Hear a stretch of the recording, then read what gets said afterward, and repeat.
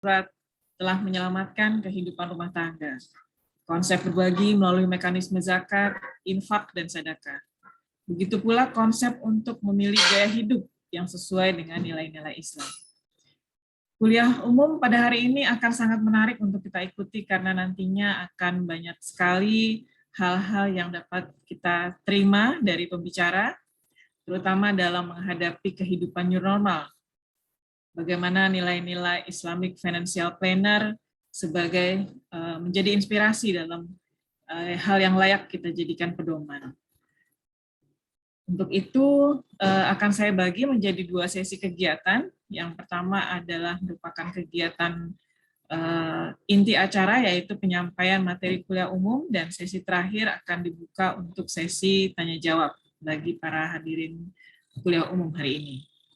Pada partisipan dapat mengajukan pertanyaan di kolom Q&A, supaya kita dapat lebih efisien untuk penggunaan waktu mengelompok-kelompokkan pertanyaan yang diajukan.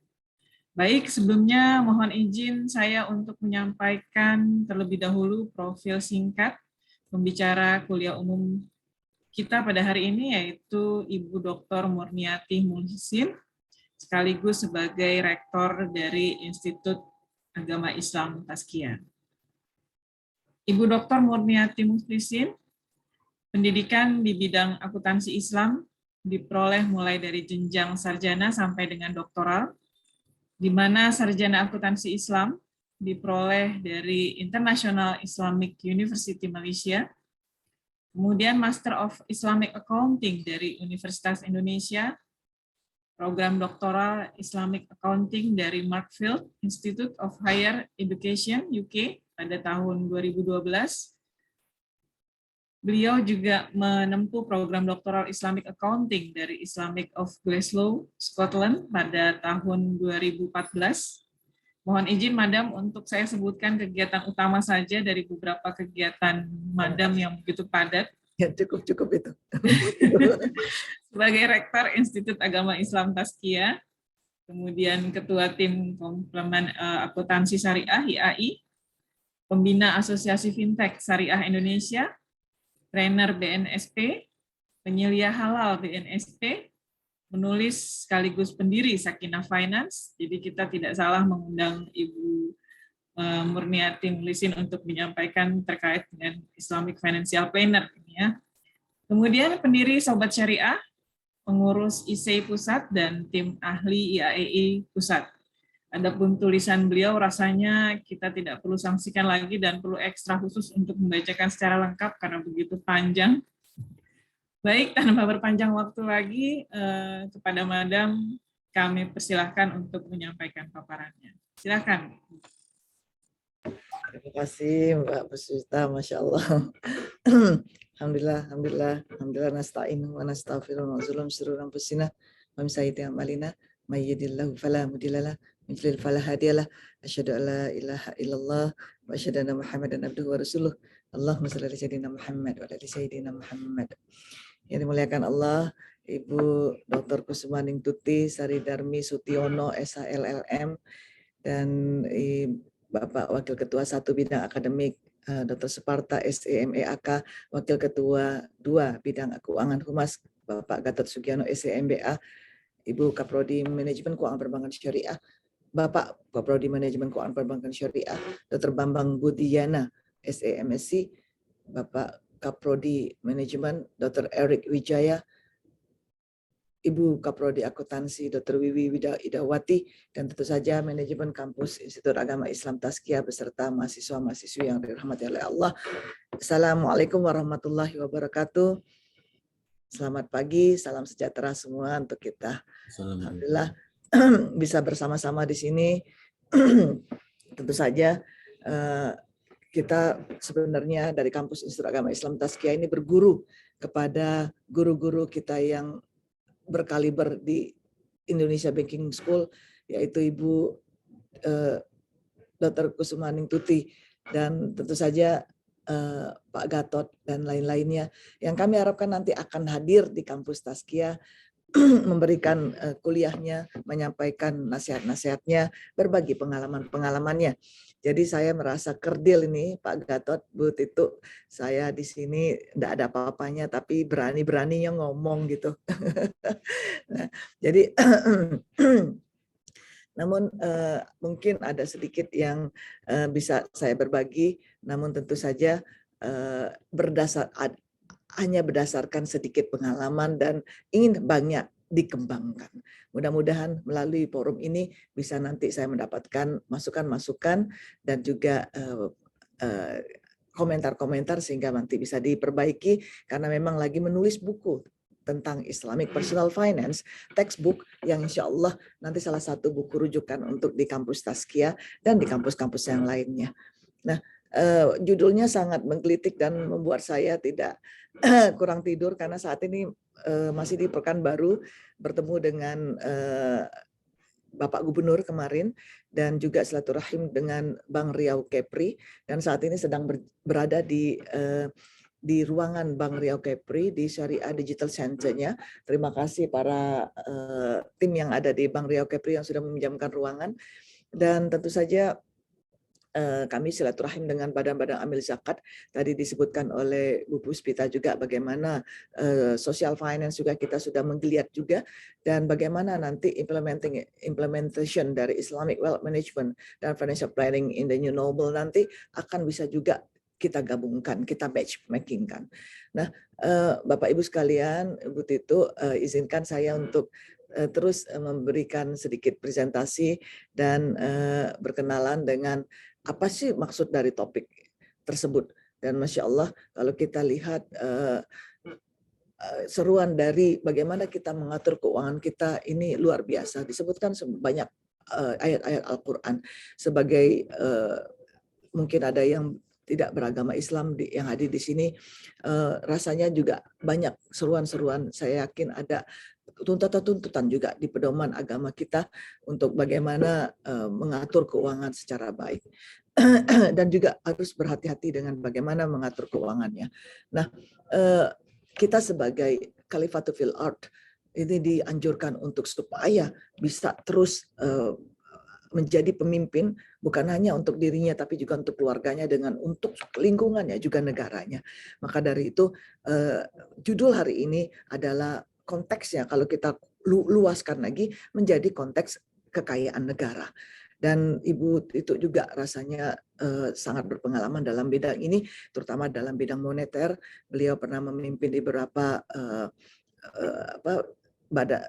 perwakilan Bank Indonesia, dan rasanya sangat-sangat paham sekali bagaimana pemerintah kita sangat-sangat memperhatikan pengelolaan harta dan kekayaan negara. Nah, dalam konteks Islam juga ternyata kekayaan juga cobaan. Nah, ini juga menjadi cobaan bagi negara kita. Bagaimana supaya bisa mengelolanya dengan baik, supaya tidak jatuh ke tangan-tangan yang tidak bertanggung jawab, tidak dikorupsi oleh pejabat dan oleh rakyatnya.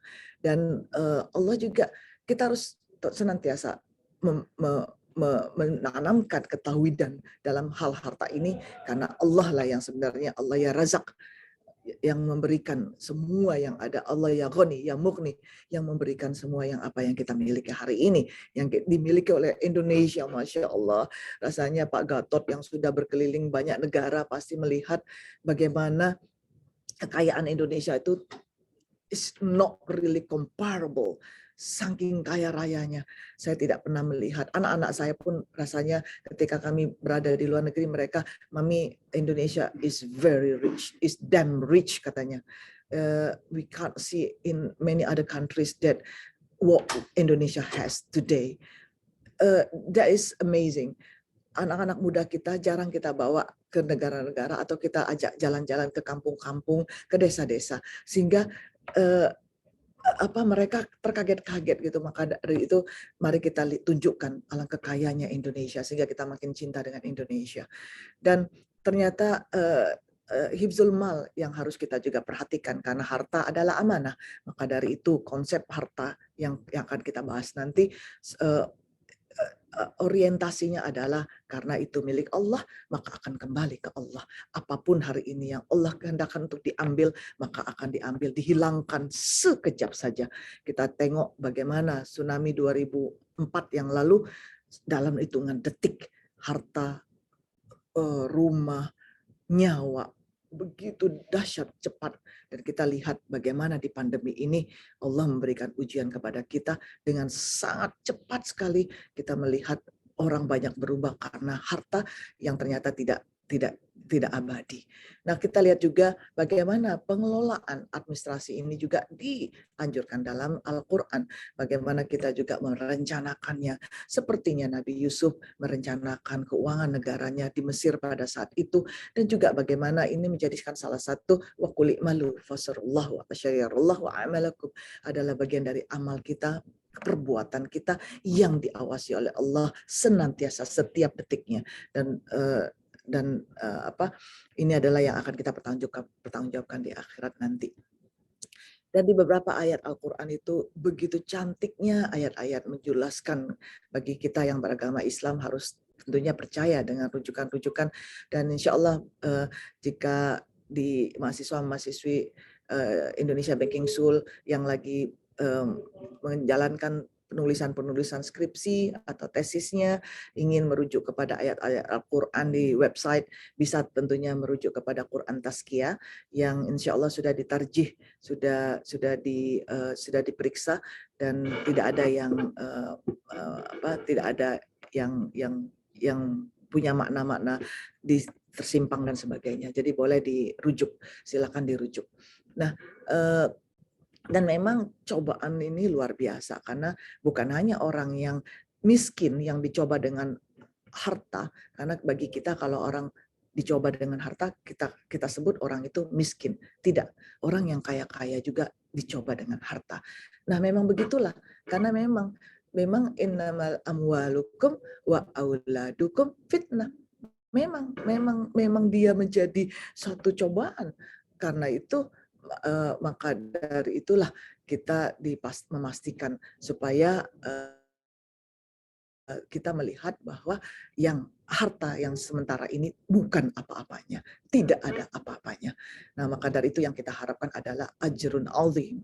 Jadi yang kita harapkan adalah bagaimana Allah memberikan hasanah bagi kita dari tiap waktu untuk menjadikan keberkahan dalam kehidupan kita, berapapun harta yang diamanahkan oleh Allah untuk kita semua. Dan luar biasa yang kita lihat adalah bagaimana harta dan kehidupan kita, termasuk anak-anak kita yang kadang-kadang kita cintai lebih dari segalanya, adalah sebenarnya urusan dunia, semata-matanya dunia. Tidak kita bawa ke kubur atau tidak kita bawa sampai ke akhirat nanti, karena semuanya akan dipertanggungjawabkan secara sendiri-sendiri. Nah, ini yang harusnya kita camkan juga, bahkan di Bible, from Timothy 6:10, which is usually translated as for the love of money is a root of all kinds of evil, or simply for the love of money is the root of all evil. Not money itself, but the love of money. So I think we all understand that loving towards money is not encouraged. So kita letakkan bahwa harta itu ada di tangan, bukan di hati.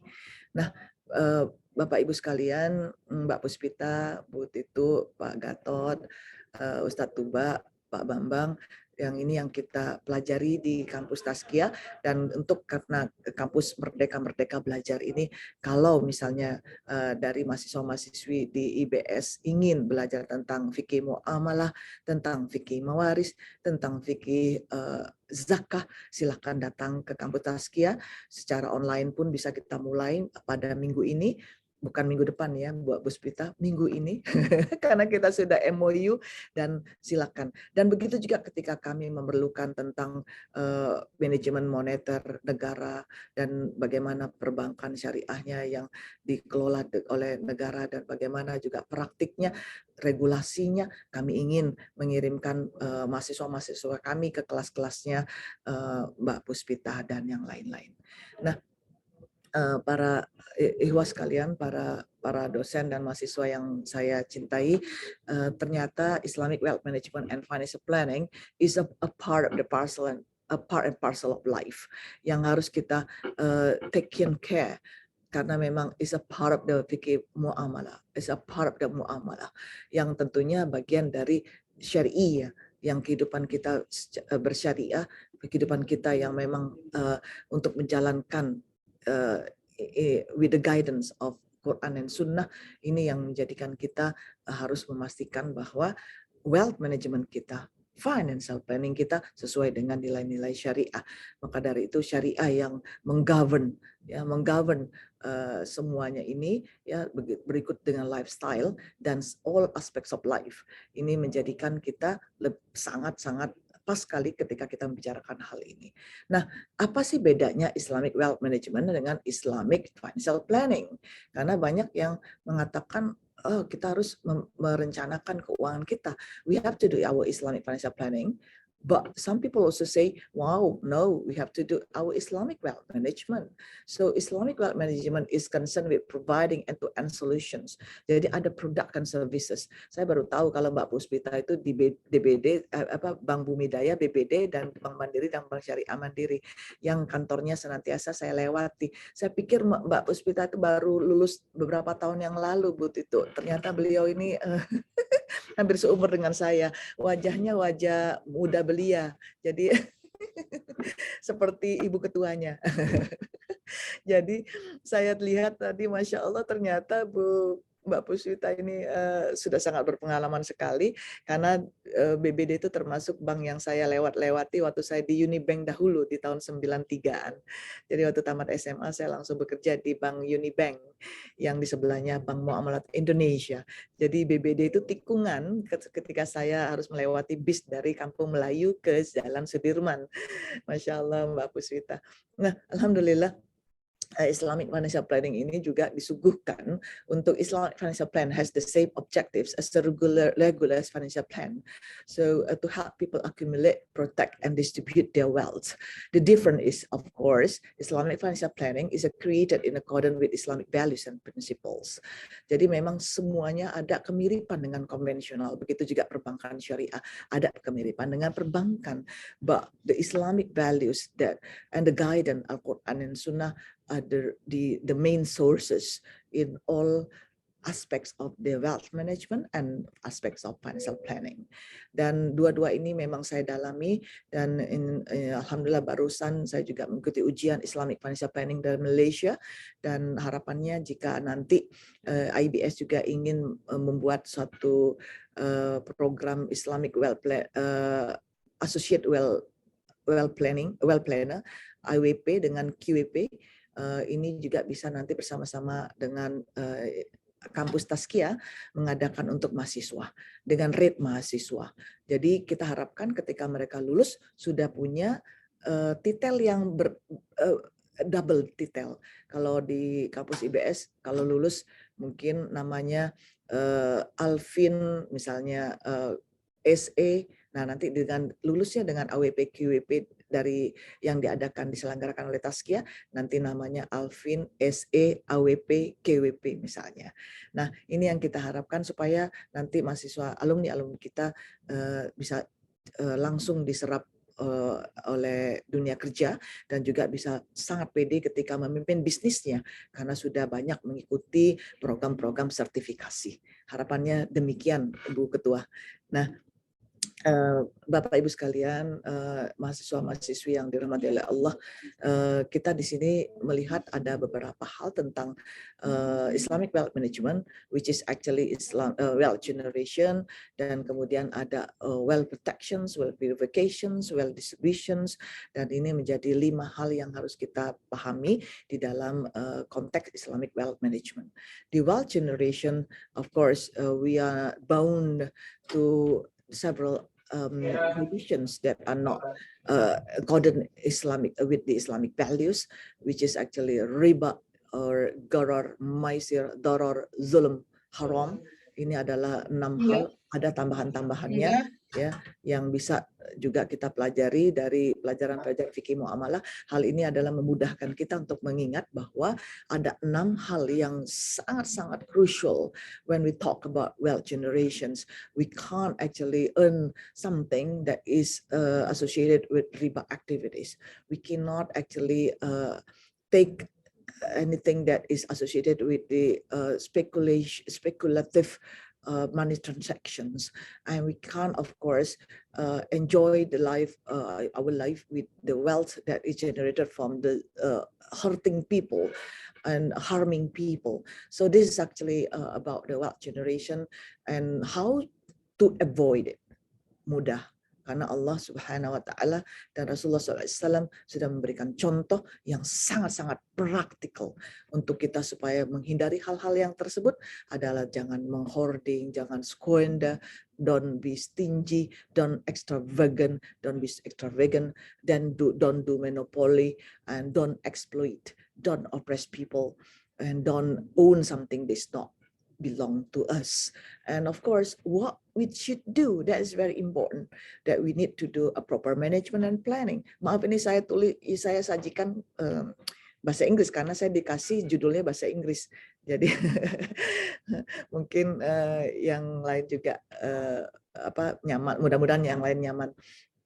Nah, the do's and actually sharing and charity activities and risk management, of course. Ini bagian dari bagaimana Indonesia Banking School sangat-sangat menekankan risk management.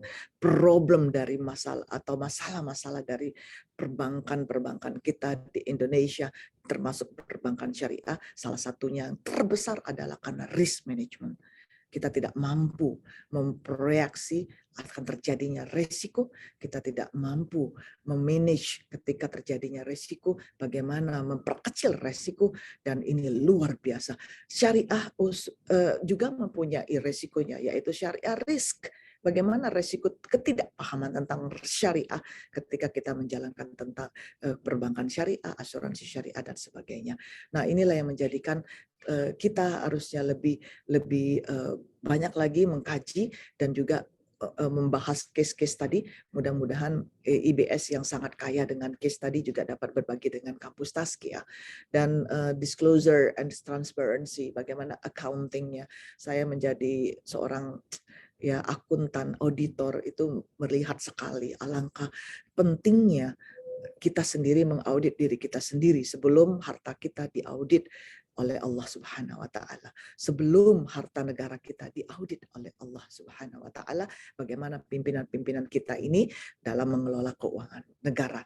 Dan tentu saja bagaimana kita mendapatkan tentang teori kepemilikan dalam Islam ini sangat-sangat ditekankan dalam pelajaran fikih muamalah, karena banyak yang kita tidak tahu, yang mana milik siapa, yang mana milik dia, yang mana milik aku.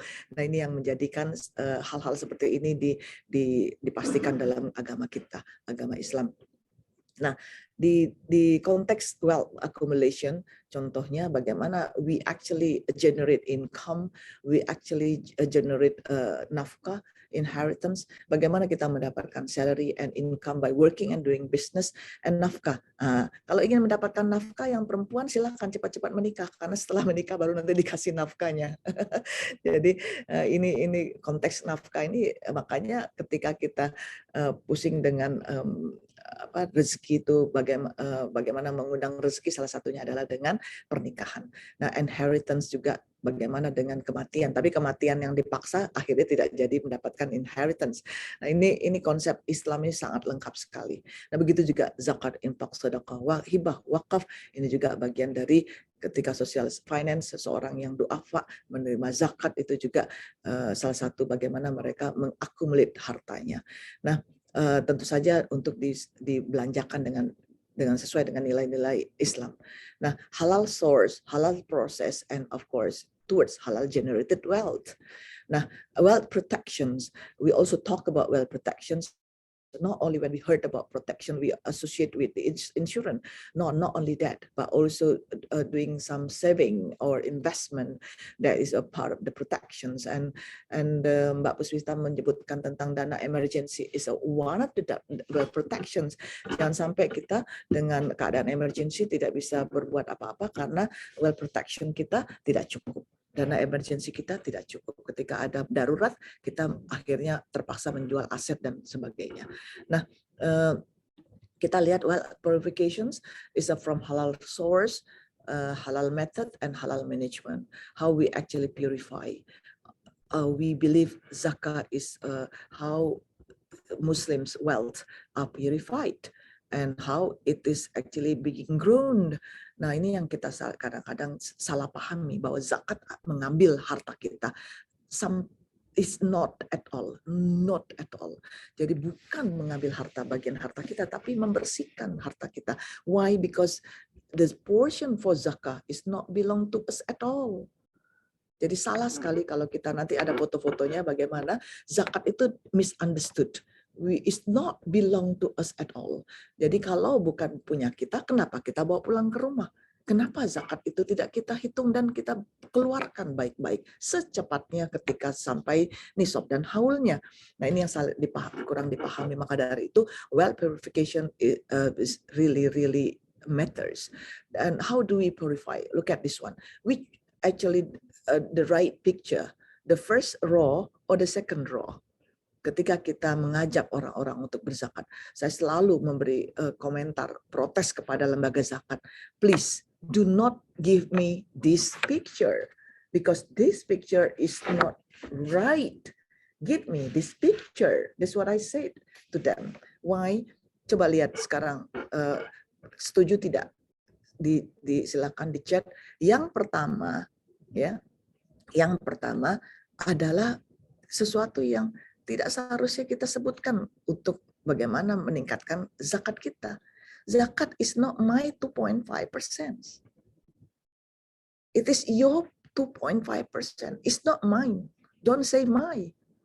Kalau kita bisa berbahasa Inggris, jangan sebut my, but it's your. Paham nggak? Semoga nyampe pesannya. It is not our 2.5%. It is their 2.5%. That is totally different. And it is not Ustaz Tuba giving the zakah like this. No. It's not Pak Bambang Budiana giving the zakah like this, as if you are the power of your money, which is not, because it is not belong to us. So biasanya saya protes sama lembaga zakat. And it is not the cake of Mbak Puspita. Why? Why you have to take her cake? Her cake is belong to her. Yang bukan belong to her is actually the surrounding. Di pinggir-pinggir kue inilah yang bukan milik Mbak Puspita. Setuju tidak, Bapak Ibu sekalian? Setuju tidak, para mahasiswa sekalian? Pak Gatot setuju katanya. Wow. Ya, Masya Allah. Thank you Pak Gatot. So this is not belong to us because the surrounding is actually dirty. It's a dirt. We have to take it out. So ini bukan milik kita. Jadi jangan ketika kita bilang, Mbak Puspita, keluarin dong hartamu, zakatmu. No, Mbak Puspita pasti nggak mau keluarin hartanya. Tapi kalau dibilang keluarkan hak orang lain yang ada di pinggiran kue ini, pasti mau. Dan zakat, do not exploit the poor and the needy, just to ask the mercy of the wealthy people to give out their zakah. No, don't do that. Jangan jual kemiskinan hanya untuk meminta orang bayar zakat kepada kita. No. Jangan jual kemiskinan. Karena apa? Orang-orang kaya tersebut sebenarnya bersyukur kalau hartanya diambil untuk dikeluarkan sebagai bagian dari zakat. Nah, Bapak Ibu sekalian, maka dari itu di Tazkiyah kita mengadakan banyak pelatihan-pelatihan tentang bagaimana perhitungan zakat, bagaimana juga dapat menjalurkannya dengan baik, karena hal ini sangat-sangat menentukan bagaimana kesucian harta kita, keberkahan hidup kita, dan insya Allah keselamatan kita dunia akhirat nanti. Nah, Bapak Ibu sekalian, kalau kita lihat di sini, para mahasiswa sekalian, coba di sini, sehat keuangan dengan bayar zakat. Saya pernah menjadi ambasador zakat, saya sampaikan poster-poster seperti ini, mereka kaget. What is this? Yes, because zakat tak terhutang, hati pun senang. Kalau orang kaya disuguhi oleh poster-poster seperti ini, rasanya mereka akan tergugah. Oh begitu ya. Kalau pengen senang, maka jangan berhutang. Apalagi zakat berhutang. Kalau kita mau ke Baitul Mal, jangan pastikan ke Baitul Mal dahulu. Jangan ke Baitul Mal. Kalau kita ingin 100% bersih, keluarkan 2,5%-nya. Nah, Bapak Ibu sekalian, maka dari itu saya biasanya mengajak untuk di dalam wealth purification ini kita tentukan bahwa zakah is actually the first and foremost that we actually should spend it immediately once we get something that we harvest. Ya, seperti yang kita diperintahkan, auzubillahi minasyaitonirrajim, ya ayyuhallazina amanu fiqhu min thayyibat ma kasabtum. Jadi kita diperintahkan untuk unfiku, untuk menginfakkan bagian dari yang kita dapatkan itu, dari yang baik-baik saja pastinya, dari apa yang kita kerjakan. Nah inilah, maka dari itu apapun yang kita dapatkan dari gaji dosen, dari pekerjaan kita, bisnis kita, dari gaji-gaji kita yang lain, maka pastikan 2,5% yang sedikit ini, makanya saya sengaja naruh 200.000 di sini. Bagi yang punya gaji 8 juta, kalau ditaruh 200.000 di sini baru tahu, ya cuman segitu zakatnya, karena lebih kecil daripada kalau harus pergi ke Sabu Aci berdua sama istri atau suami. Ini nggak diterima oleh Sabu Aci 200.000, karena berdua lebih mahal dari itu. But itu langsung senyum-senyum. Apalagi kalau ke restoran yang kelas di Fairmont Hotel sekarang sudah halal, But itu untuk yang restorannya, jadi tenang kita kalau mau ke bintang 5 karena sudah disertifikasi halal.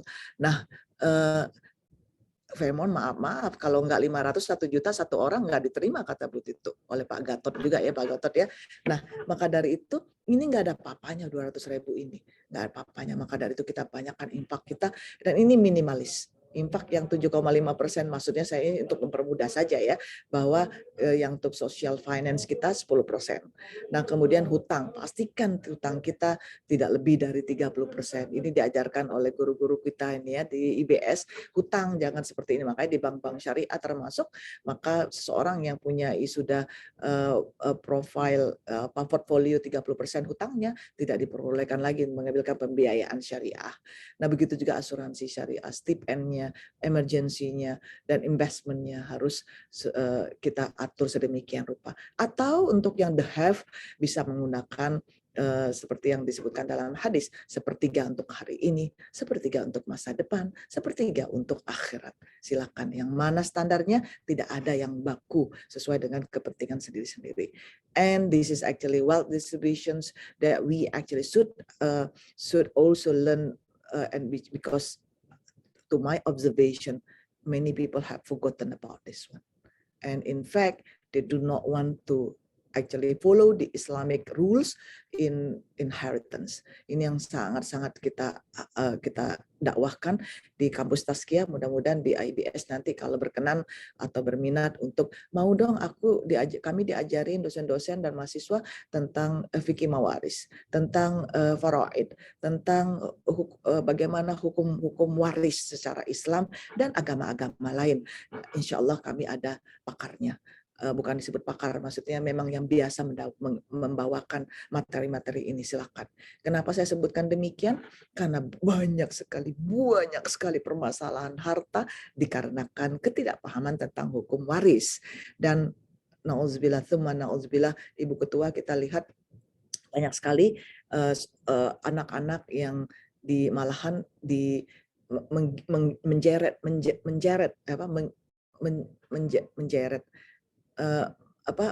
mengadukan orang tuanya ke pengadilan. So they actually file the report to the court that their parents should be actually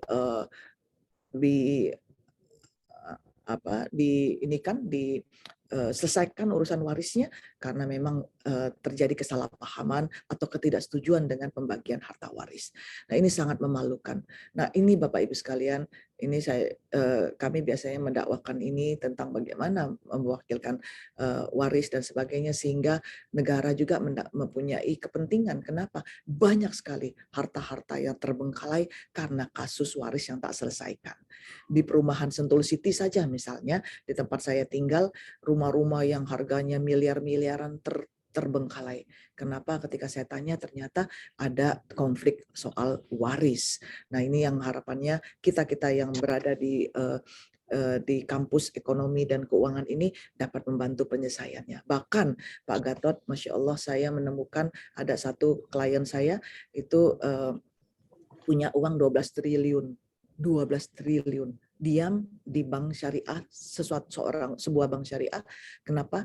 Karena tidak bisa dibagikan karena semua ahli warisnya bersengketa. Jadi uangnya diam saja, tak bertuan. Tak tahulah saya bagaimana tuh bank syariah tersebut menyelesaikannya, karena saya sampaikan tolong kita atur sama-sama bagaimana kita terus jangan sampai si mayit menderita karena ahli warisnya sampai hari ini tak selesai juga mengurus hartanya. Nah, ini adalah literasi model that I designed it with KNKS and with my team in Sakina Finance, and which is actually touching all these 5 wealth management models. And we can see here that wealth generation, wealth purification, wealth accumulation, wealth protections, and wealth distributions adalah diperlukan in every stage of the life.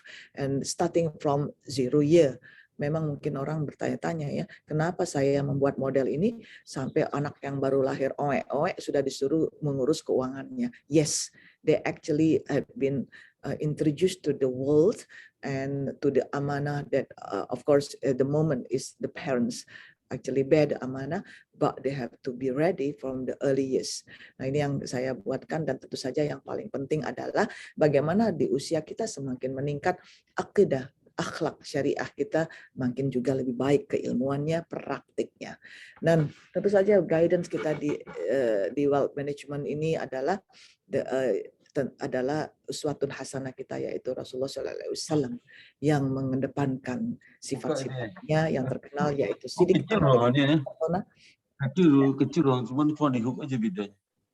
dan tentu saja kita sekarang di babnya Islamic Financial Planning, dan ini apa bedanya adalah yang tadi sudah disebutkan, nanti bisa dibaca-baca lagi. Dan tentunya dalam Islamic Financial Planning we have actually 6 process.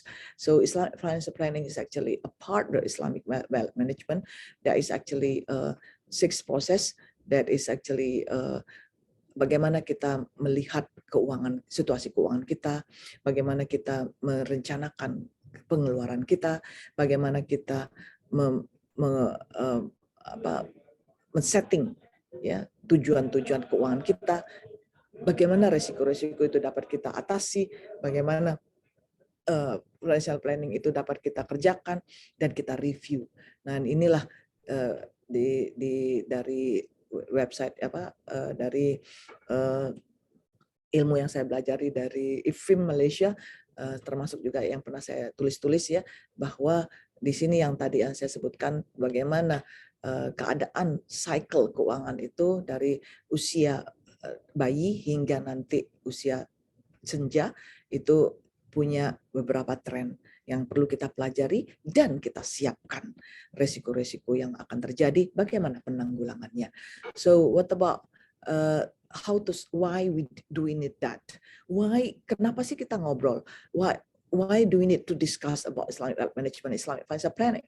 Because we need to solve this problem. We need to solve this problem. Yeah, these problems. So why? Because now we bagi yang mau menikah, bagi yang ini ya yang di new normal ini, kita lihat bahwa kita sudah bisa juga dihadapi dengan menikah yang sangat sederhana, dan Masya Allah ketika menikah sangat sederhana itu sangat-sangat murah sekali ya, dan begitu juga kita bisa pilih atau mau menikah yang 1 miliaran. Nah, silahkan. Jadi ada pilihan. Namun tentunya dengan segala kemewahan yang Allah berikan, kita tidak lupakan bahwa pernikahan, pesta pernikahan bukan untuk gaya-gayaan, bukan untuk bangga-banggaan, adalah lebih kepada untuk melayani tamu, memuliakan tamu, dan mengajak yang muslim yatim du'afanya juga ikut bergembira pada hari itu. Dan kita ingin juga menyelesaikan permasalahan tentang akad-akad yang banyak sekali tidak kita pelajari. Mudah-mudahan nanti di Islamic Banking School, untuk Indonesian Banking School, untuk dapat juga bersama-sama dengan kampus Tazkiyah bagaimana we actually need to deepen our knowledge on akad, on fikih muamalah is a part of the fikih muamalah. What are the practices in Islamic banking? What are the contracts that introduced in Islamic banking, etc. So also exaggerating lifestyle yang luar biasa yang menyebabkan kita perlu mengetahui bagaimana tentang perencanaan keuangan. Dan tentu saja high divorce rate that has been sangat-sangat mengkhawatirkan saat ini, bagaimana kaum milenial sangat mudah mengeluarkan atau mengucapkan talak, dan juga bagaimana mereka mengucapkan cerai itu sangat-sangat mudah sekali. Saya banyak berapa kali, Pak Gatot, cases came to me and they actually seek for advices on how actually they maintain their marriage life, and I found that there are problems in managing their financial family finance, and this is actually a part of a dakwah that we need to actually solve the problems. Begitu juga zakat yang buta zakat, buta faraid. Ini yang sering kita lihat di lingkungan kita. Maka dari itu Islamic wealth management, Islamic financial planning are really two important matters. And I just would like to introduce to you that is a part of my dakwah, bersama-sama dengan kampus Tazkiyah, mendirikan satu, sedikit tadi disebutkan oleh Ibu moderator kita, buku-buku dan juga kerjasama dengan Bank Indonesia, kerjasama dengan OJK, dengan KNEKS untuk bagaimana memberikan literasi kepada masyarakat Indonesia, baik di Indonesia maupun di luar negeri. Dan ini sebentar lagi saya juga akan podcast dengan Bang Riau Kepri untuk memberikan literasi tentang Islamic Financial Technology. Dan alhamdulillah waktu Ibu Ketua sedang di New York waktu itu, saya juga sedang ada di Washington memberikan semacam sharing kepada masyarakat di DC dan juga di Philadelphia, di Boston dan di Houston, bagaimana mengatur keuangan keluarganya, bagaimana memastikan zakat dan faraidnya. Dan alhamdulillah sudah sampai ke 40 ribu orang, 29 negara. Dan mudah-mudahan kita bisa juga roadshow. Kemarin saya sudah sampaikan ke Bapak Mulyaman Haddad, mudah-mudahan nanti Ibu Ketua kita sama-sama ya mengunjungi Pak Mulyaman ke sana, ke Swiss. Mungkin beliau masih bertugas sampai tahun ini dan kita bisa sama-sama ke sana. Nah, Bapak Ibu sekalian, di Sakinah Finance kita menggabungkan semuanya. Wealth management at the same time Islamic financial planning. So we actually talk about product and services as well, and we talk about how personal finance and family finance to be managed in the family. Ya, to be managed by individuals. Jadi yang belum menikah pun yang hadir di sini juga sudah harusnya memulai perencanaan keuangannya, wealth managementnya, dan bagaimana Sakinah Finance ini juga memastikan income needs, ya, between needs and dreams are two different things, between needs and wants are two different things, and surplus and deficit and also absentee. And this is actually the model that I introduce, and Masya Allah dari satu model ini bisa mengadakan training sampai 48 jam. Masya Allah, ini bisa dibuat training 48 jam. Nah, silakan jika ada jurusan atau konsentrasi Islamic Wealth Management atau Islamic Financial Planning yang ada di kampus IBS nanti, bisa nanti sama-sama kita mengembangkannya. Dan Bapak Ibu sekalian, kalau waktunya masih ada, silakan kalau mau kita latihan sedikit, biasanya setiap talk show kuliah umum saya biasanya menyempatkan untuk mengajak kita berlatihan. Sudahkah kita merencanakan keuangan kita? Silakan adik-adik mahasiswa, kalau Pak Gatot, Ibu Ketua, Pak Sigit Eko, Bu Nelbida, ini tidak perlu lagi ya, Pak Dr. Suparta udah nggak perlu lagi. Masya Allah. Nah, silakan para mahasiswa, Mbak Nurul Imaro, ya, di sini ada Mbak Amalia Putri, silakan.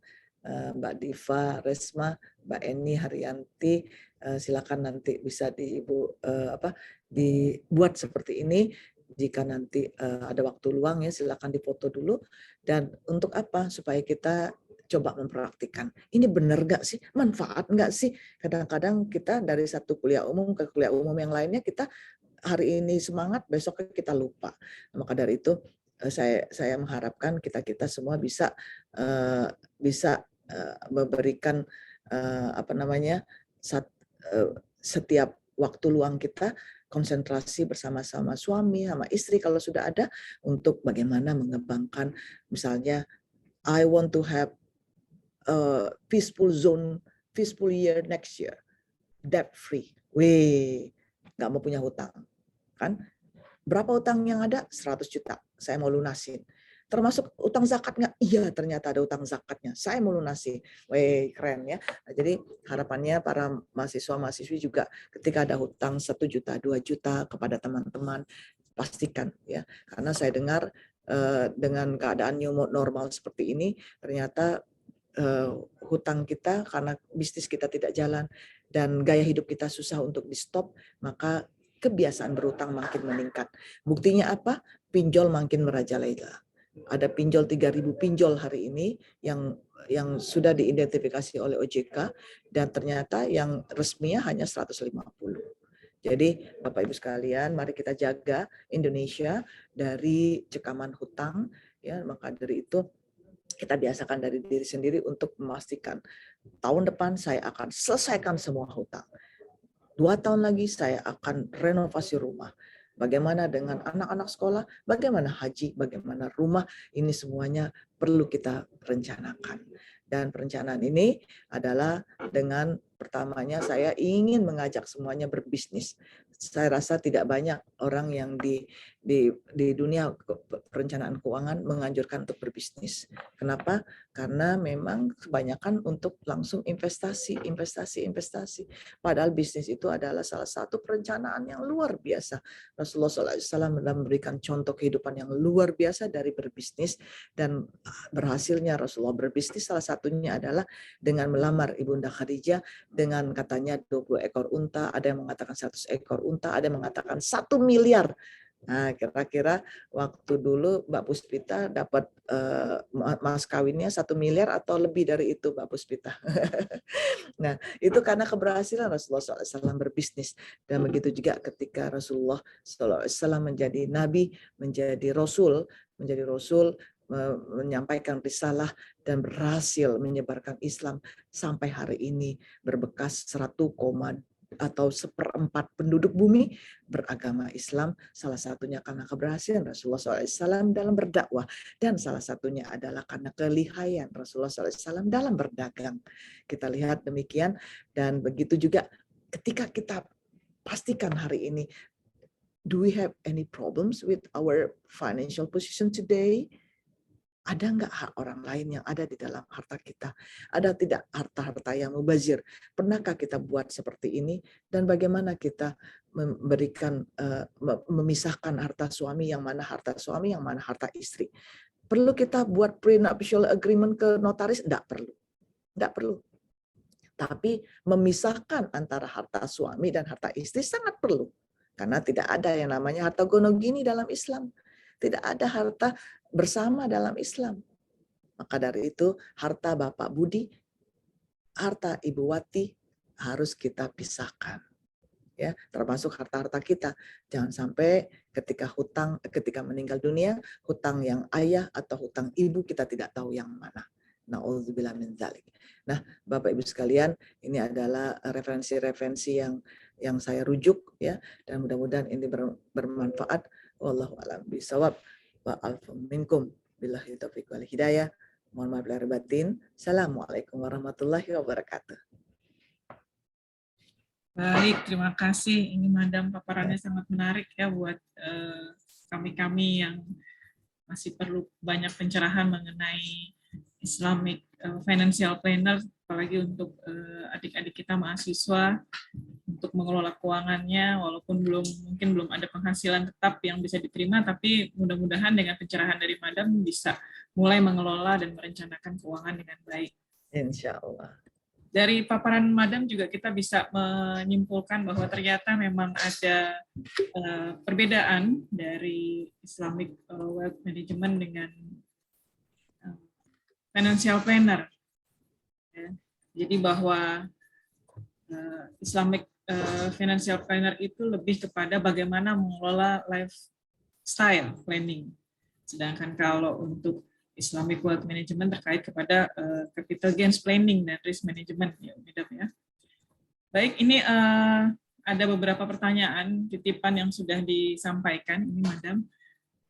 Yang pertama adalah mengenai kondisi pandemi ini. Memang kondisi pandemi banyak merubah banyak hal, terutama terkait dengan ekonomi baik pribadi, ekonomi keluarga, Nah, terutama untuk ekonomi pribadi, bagaimana ini mengatur supaya kita bisa tetap survive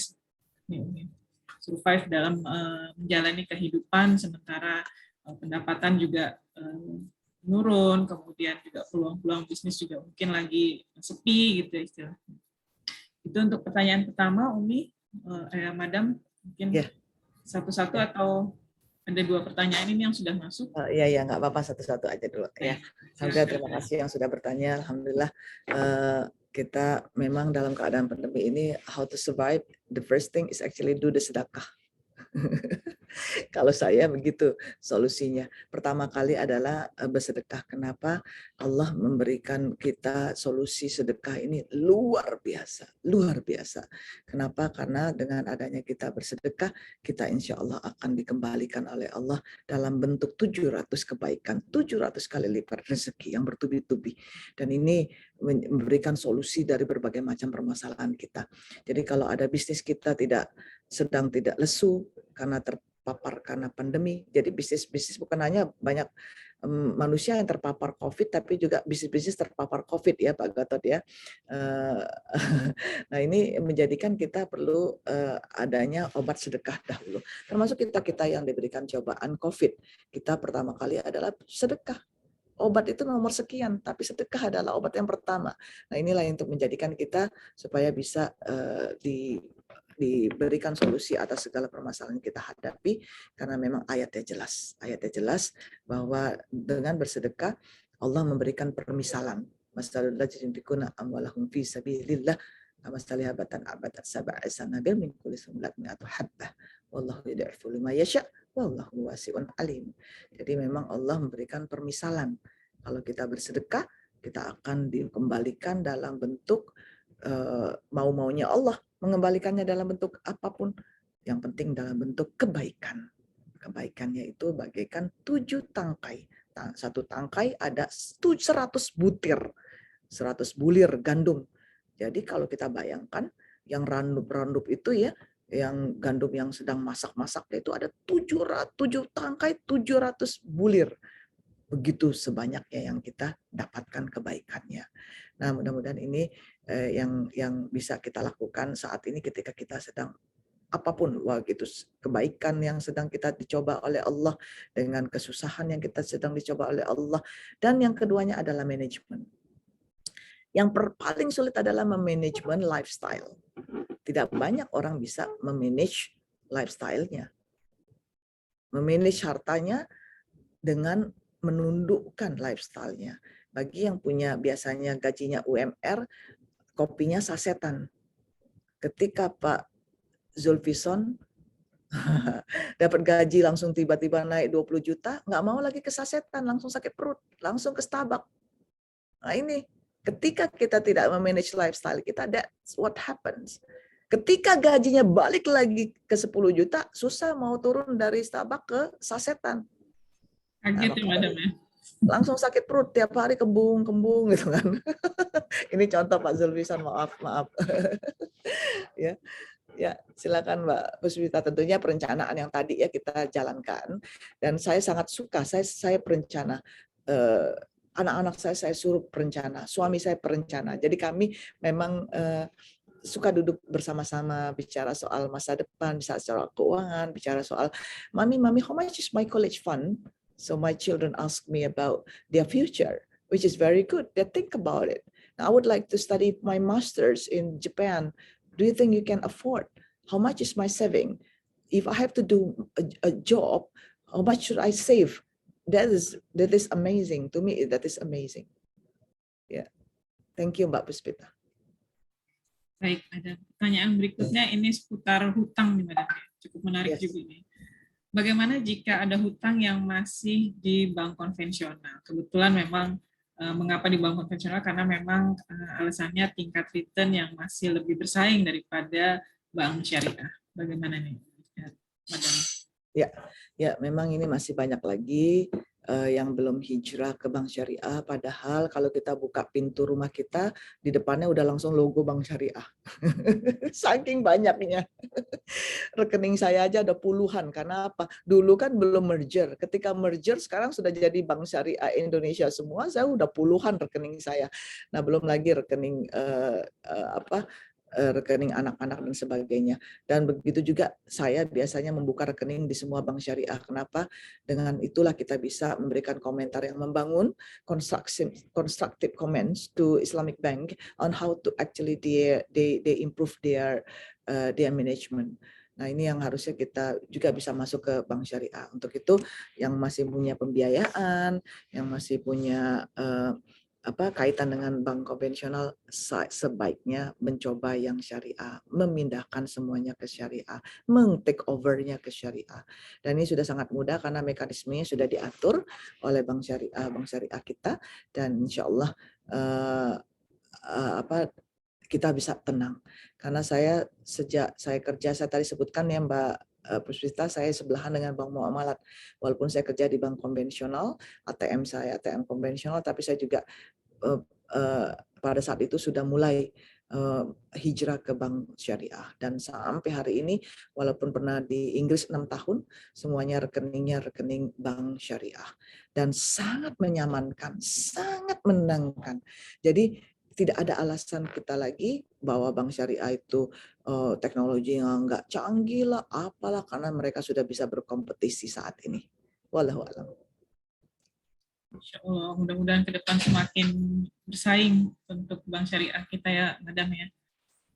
Nah, ini untuk pertanyaan selanjutnya, Madam, dari mahasiswa syariah IBS, Ananda Alisha. Izin bertanya, untuk emergency fund dibiarkan idle atau diinvestasikan, Madam, sebaiknya? Very good, very good. Ya, terima kasih pertanyaannya.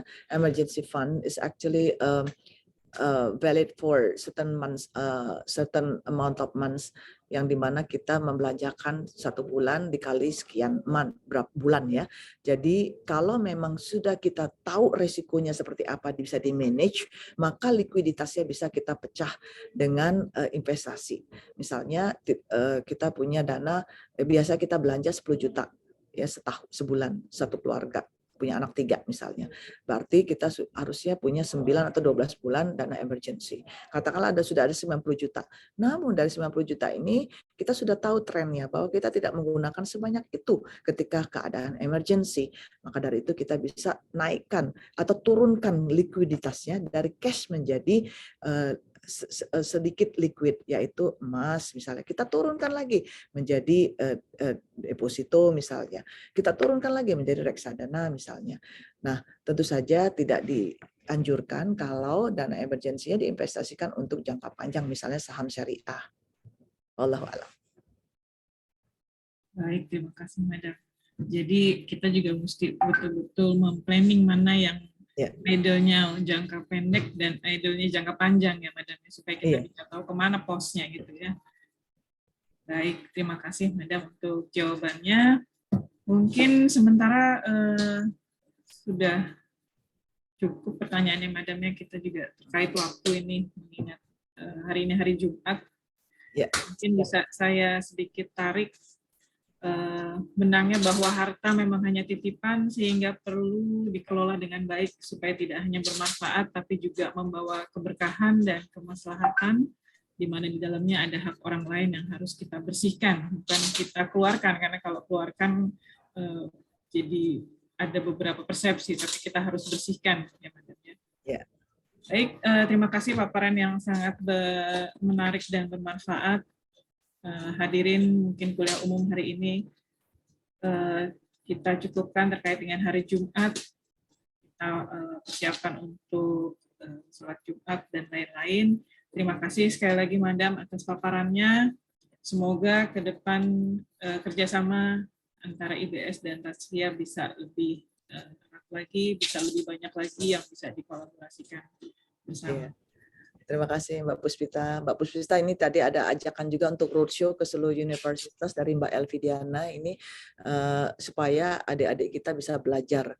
Nah, ini memang saya sudah sowan ke OJK mungkin nanti Ibu Ketua juga bisa nanti kita sama-sama sowan ke Bank Indonesia dan di OJK bagaimana literasi Indonesia, rakyat Indonesia itu bisa lebih baik dengan cara roadshow ke kampus-kampus.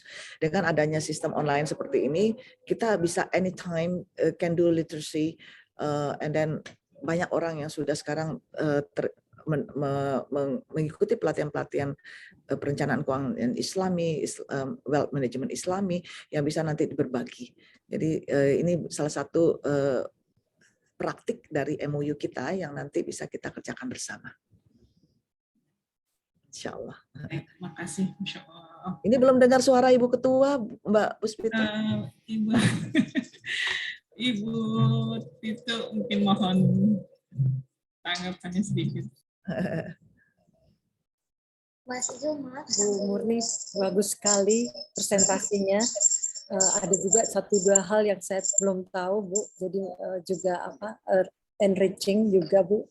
Oh, Masya Allah. Dan yang terakhir tadi, bagus kalau kita plan nanti sebagai bentuk kerjasama kita kerjasamakan juga dengan bank-bank syariah, Bu. Ya, Jadi siap. dengan UUS atau dengan bank syariah, kita kerjasama untuk edukasi ke kampus-kampus, dan sekarang kita bisa pakai hybrid, online dulu baru hybrid gitu. Jadi itu pasti akan mendukung financial literacy dan financial inclusion-nya, programnya OJK dan semua lembaga terkait. Ada di Perpres, Bu, yang terbaru 2021. Waduh, Masya Allah. Masya Allah. Terima kasih. Senang sekali ini bisa dapat dukungan dari Ibu Ketua kita. Kami siap menjadi makmum dan follower dari Bu Titu yang luar biasa, mendapatkan banyak pengalaman, dan ketika nanti roadshow rasanya sangat-sangat memberikan pencerahan untuk komunitas kita, untuk Indonesia, insya Allah. Terima kasih banyak Ibu Titu atas penyampaiannya, Bu Dr. Murniati. Sekali lagi terima kasih kepada seluruh hadirin yang sudah bergabung dalam acara kuliah umum pada pagi hari ini. Semoga apa yang kita dapatkan menjadi ilmu yang bermanfaat, membawa keberkahan bagi kita semua. Amin. Tetap sehat, tetap semangat. Demikian saya Puspita, moderator hari ini undur diri. Acara sepenuhnya saya kembalikan kepada MC Saudara Lala. Wabillahi taufik wal hidayah. Wassalamualaikum warahmatullahi wabarakatuh. Waalaikumsalam warahmatullahi wabarakatuh.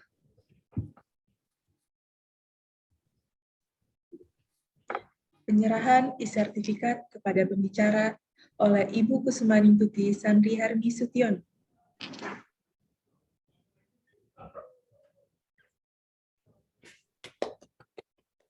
Terima kasih. Profesor Murniati, ini Bu sertifikatnya, temanya menarik sekali dan isinya jauh lebih menarik, Bu. Allah. Terima kasih banyak. Terima kasih, Bu.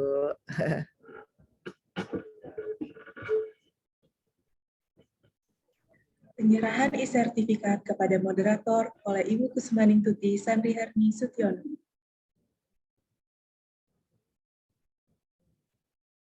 Bu Puspita, terima kasih juga sebagai moderator dan arrangement yang bagus sekali ya Bu, kerjasama tapi diawali dengan kuliah umum perdana oleh Ibu Rektor. Terima kasih Bu. Terima kasih Ibu. Demikian kuliah umum pada hari ini. Semoga bermanfaat bagi kita semua. Tetap sehat, tetap memperhatikan protokol kesehatan. Semoga Tuhan Yang Maha Esa selalu jaga kita semua. Dan saya, sebagai pembawa acara Lala Syariah 2019, mohon maaf bila ada salah kata dan perbuatan. Terima kasih. Wassalamualaikum warahmatullahi wabarakatuh. Waalaikumsalam warahmatullahi wabarakatuh. Terima kasih Mbak Lala. Terima kasih. Terima kasih Bu Suparta, Pak Suparta. Terima kasih Bapak Ibu semua dari Tasya, Pak Siki, Pak Elda Rosni Dalim. Terima kasih Bu Titu, Bu Murniati, terima kasih banyak Bu. Matunun, Pak Gatot, matunun. Bapak Ibu semua sekalian, terima kasih. Kita kopi darat nanti Bu Titu. Insya Allah. Darat Bu. Semua ini Insya Allah. Kita ke anu ya Pak Sparta, kita ke Di Bogor Bu. di Bogor. ke Bogor. Kita rombongan nanti ke situ sama Ya, Prodi karena juga. biasanya Pak kalau kita nggak kasih patok apa itu ada minuman, ada snack. Ini bawa Iya. sendiri Bu, karena Bu Babus Pustanya tidak menyiapkan. Ibu di ini Iya, kan, iya. Ibu di Pekanbaru ya Bu? Iya, lagi di kantor Bank Riau Kepri. Mau Bu. keliling terus, ya, Bu, ya. ya, Keliling Bu. terus Ya. tuh. Kemarin Sampai ke jumpa luar Pak negeri. Gubernur. Masya Allah. Ya, Insya Allah nanti kita ini. Ya, semoga lancar Bu semuanya acara di sana. Amin, amin ya Rob. Salam untuk keluarga semuanya, Pak Iya, Siki. terima kasih, Salam Bu. untuk keluarga. Terima kasih Bapak Ibu. Sehat selalu.